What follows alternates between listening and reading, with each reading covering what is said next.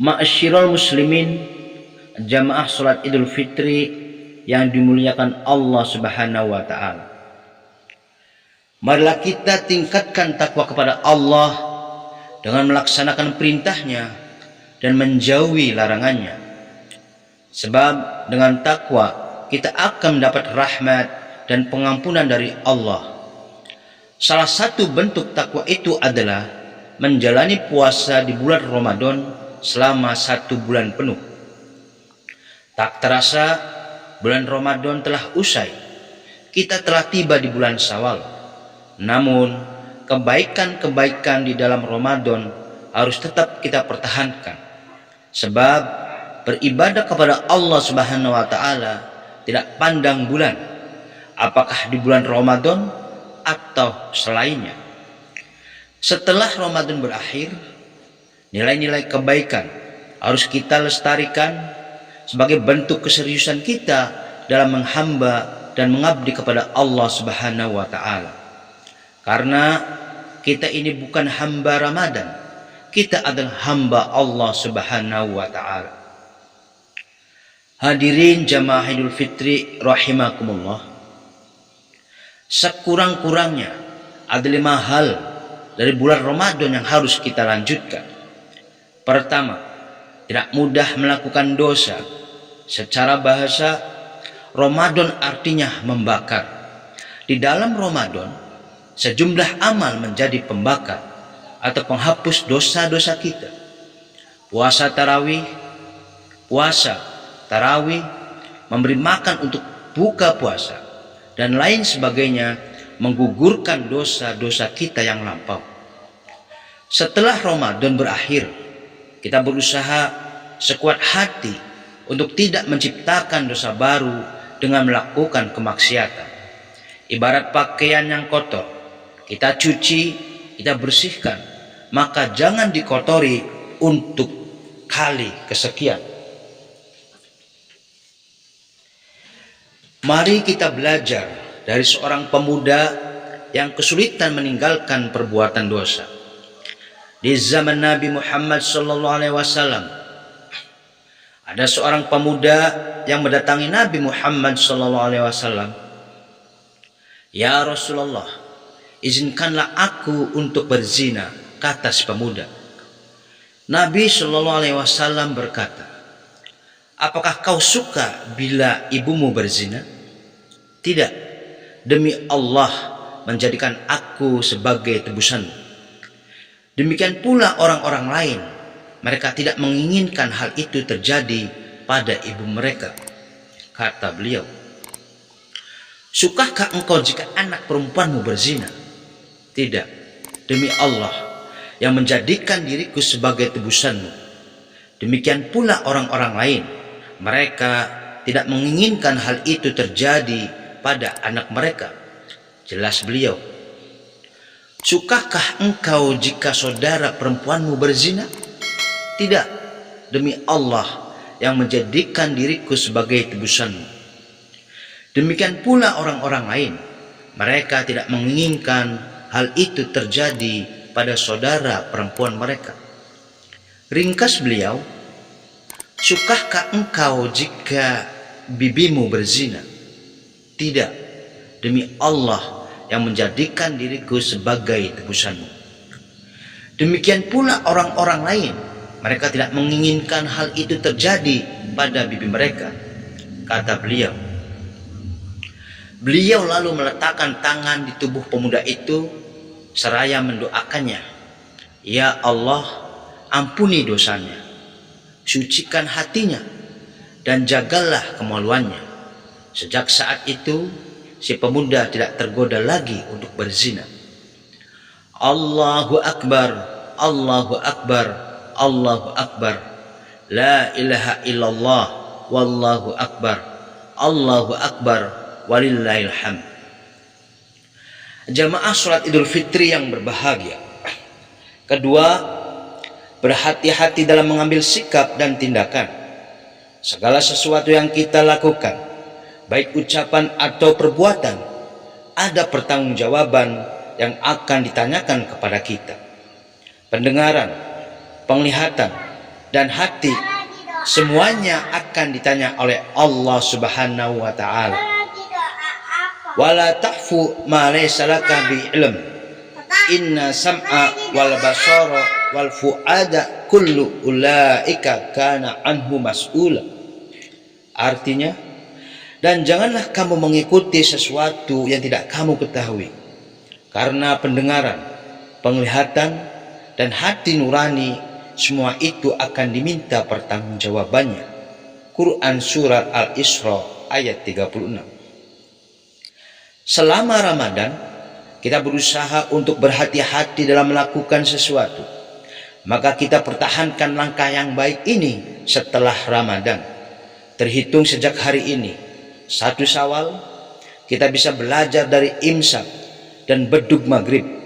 Keduanya menjadi alarm pengingat untuk berhati-hati. Saat terdengar suara imsak, imsak, berarti kita diingatkan untuk berhati-hati karena sebentar lagi akan masuk waktu subuh. Begitu pula dengan bedug maghrib, kita berhati-hati untuk tidak keburu berbuka sebelum dipastikan telah tiba waktunya. Allahu Akbar, Allahu Akbar, Allahu Akbar, la ilaha illallah, wallahu akbar, Allahu akbar, walillahil hamd. Kaum muslimin yang dirahmati Allah, ketiga, bersikap jujur. Di saat Ramadan, kita belajar untuk jujur. Kita jujur dalam puasa kita dengan tidak makan dan minum, meski tidak ada yang melihat. Selama Ramadan, kejujuran mewarnai kehidupan, sehingga kita rela menahan lapar dan haus sejak terbit fajar sampai terbenam matahari. Langkah yang sama, ayo kita buktikan sejak Syawal ini sampai Ramadan berikutnya dengan menjadi pribadi yang jujur. Kita hindari dusta dan kecurangan. Sebagai pedagang, rakyat biasa, pejabat, guru, pelajar, santri, pengurus organisasi, suami, istri, anak, tetangga, kita harus mengedepankan kejujuran yang akan membawa kepada kebaikan dan surga Allah Subhanahu wa taala. Rasulullah SAW bersabda, "Alaikum bisidqi fa inna sidqa yahdi ilal birri wa innal birra yahdi ilal jannah wa ma yazalur rajul yasduku wa yataharra sidqa hatta yuktaba indallahi siddiqa."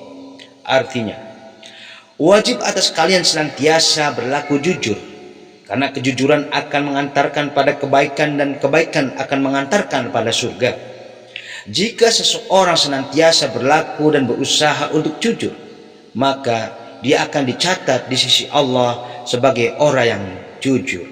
Hadis riwayat Bukhari Muslim. Sikap jujur bisa kita pelajari dari seorang bernama Muhammad Al-Makhzub. Suatu hari ia bercerita, "Ketika aku masih kecil, tatkala datang bulan baru, aku dipanggil ayahku seraya berkata, 'Ambilkan Al-Quran.' Aku pun datang dengan membawa Al-Quran. Lalu ayah berkata, 'Berikan janjimu kepada Allah atas nama kitab ini bahwa kamu tidak akan bermaksiat kepada Allah di bulan ini.' Aku katakan pada ayah, 'Baiklah.' Maka aku pun memberi perjanjianku kepada Allah untuk tidak bermaksiat kepadanya di bulan ini. Dan aku pun telah memenuhi janjiku.' Tatkala datang bulan yang kedua, ayah memanggilku lagi dan mengambil janjiku kepada Allah untuk tidak bermaksiat kepadanya di bulan ini. Dan tiap kali bulan baru datang, ayah selalu mengambil janji dariku seperti itu, sehingga aku terdidik untuk meninggalkan kemaksiatan." Lebih lanjut kata Muhammad Al-Majjub, "Aku pun terbiasa berbuat taat sejak kecil. Lalu terbukalah untukku pintu komunikasi dengan Nabi Muhammad SAW. Aku pun berkumpul dengan Nabi Muhammad SAW dalam keadaan terjaga. Aku berhubungan selalu dengan beliau sehingga semua gerak-gerikku adalah atas perintah Nabi Muhammad SAW. Allahu Akbar, Allahu Akbar, Allahu Akbar.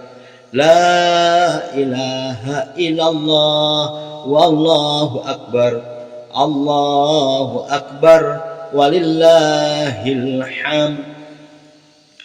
Hadirin yang dimuliakan Allah, keempat, memiliki semangat persatuan dan persaudaraan. Banyak aktivitas selama Ramadan yang kita jalani secara bersama-sama, utamanya sholat 5 waktu yang kita laksanakan dengan berjamaah.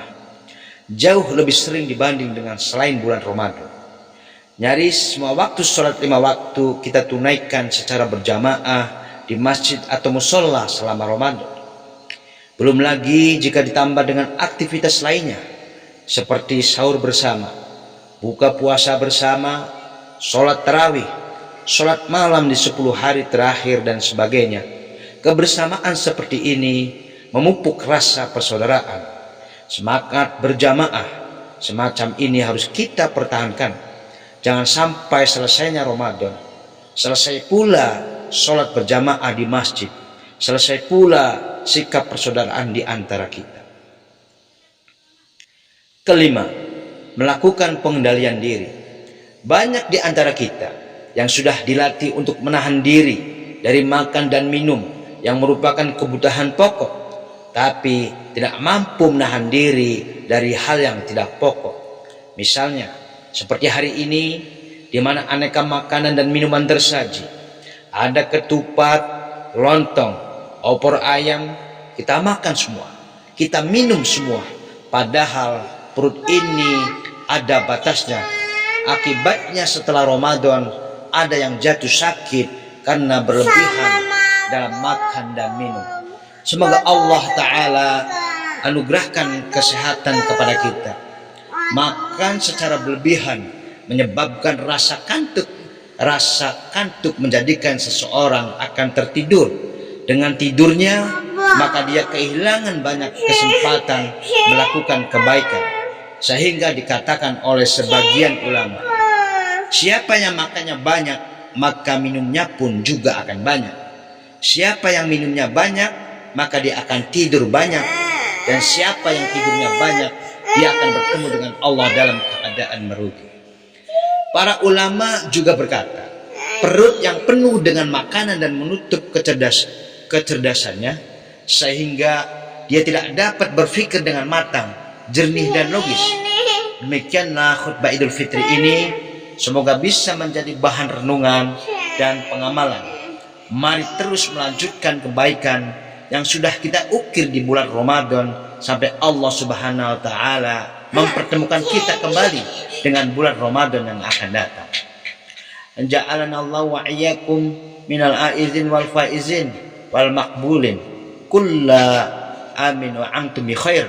Barakallahu li wa lakum fi hadzal yaumil karim wa nafa'ani wa iyyakum bima fihi minas salati waz zakati was shadaqati wa tilawatil Qur'an wa jami'it ta'at ataqabbala minni wa minkum jami'a a'malina innawal hakimul alim. Aqulu qouli hadza wa astaghfirullah li wa lakum wastaghfiruh innawal ghafurur rahim.